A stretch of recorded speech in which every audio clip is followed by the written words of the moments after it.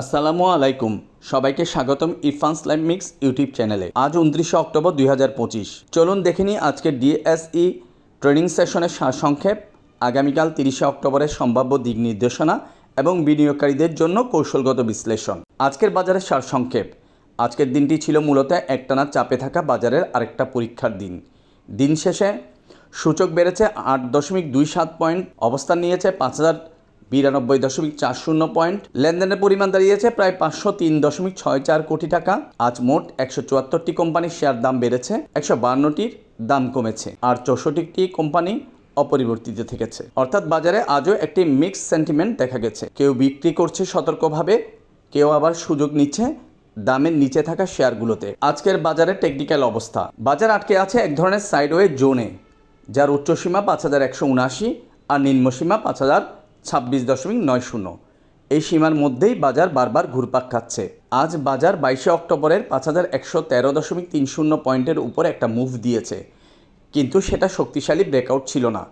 তবে আজকের একটা ইতিবাচক দিক হলো গত দিনের তুলনায় ভলিউম ও ট্রেড ভ্যালু বেড়েছে এবং বাজার দিন শেষে 8 পয়েন্ট পজিটিভে ক্লোজ দিয়েছে, যা কিছুটা রিলিফ সিগন্যাল। দিন জুড়ে ডিভিডেন্ড অ্যাডজাস্টমেন্ট, স্পট ডেট আর ডিভিডেন্ড ঘোষণার প্যানিক থাকলেও বাজার দিন শেষে সবুজের আভাস দিয়েছে।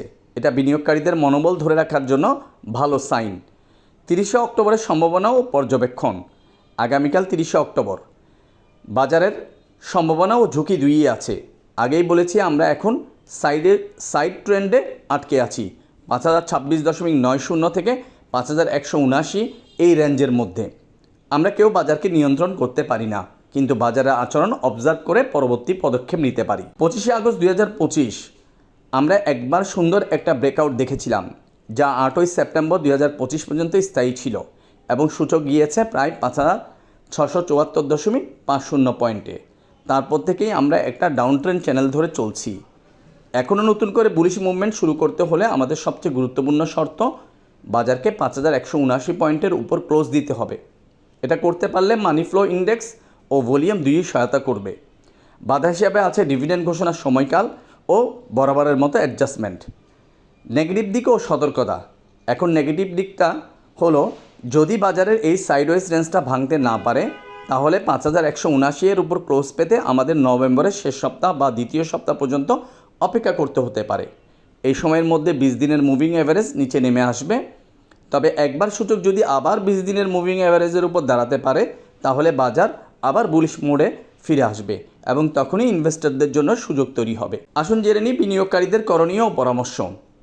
এখনই আতঙ্কিত হওয়ার সময় না, বরং বাজার পর্যবেক্ষণ করে কোয়ালিটি ফান্ডামেন্টাল স্টক এ ধীরে ধীরে পজিশন নেওয়া যায়।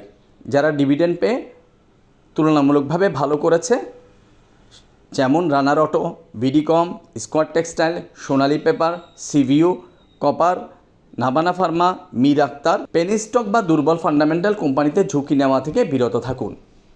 যাদের হাতে এখনও ক্যাশ আছে, তারা বাজারের 5030 থেকে 5050 অঞ্চলে সুযোগ খুঁজে নিতে পারেন। 5026 ভেঙে গেলে প্রেক্ষাপট ভিন্ন, সে আলোচনা তখন আনবো ইনশাল্লাহ। সবশেষে মনে রাখবেন, বাজারের ধৈর্যই সবচেয়ে বড় বিনিয়োগ। বুদ্ধিমত্তার সাথে সিদ্ধান্ত নিন, অযথা ভয় ও গুজবে কান দেবেন না। পজিটিভ দিক, আগামীকাল বৃহস্পতিবার ক্যান্ডেল যদি গ্রিন রাখতে সক্ষম হয়, তাহলে মাসেরও শেষ আমরা দারুণভাবে পরবর্তী সপ্তাহ শুরু করতে পারবো ইনশাল্লাহ। সেক্ষেত্রে আমাদের ইন্ডেক্স সাইডওয়ে ভেঙে 5200 সাইকোলজিক্যাল স্তরে ঢুকে যাবে নভেম্বরের প্রথম সপ্তাহে। এখন দেখার বিষয় নভেম্বর রেঞ্জটা শুরু হয় কখন থেকে। এটাই ছিল আজকে DSE market update and Outlook. কেমন লাগলো বিশ্লেষণটা কমেন্টে জানাতে ভুলবেন না। ভিডিওটি ভালো লাগলে একটা লাইক দিন এবং ইরফানস লাইভ মিক্স চ্যানেলটি সাবস্ক্রাইব করে পাশে থাকুন। দেখা হবে আগামীকাল নতুন আপডেটে ইনশাল্লাহ। আল্লাহ হাফেজ।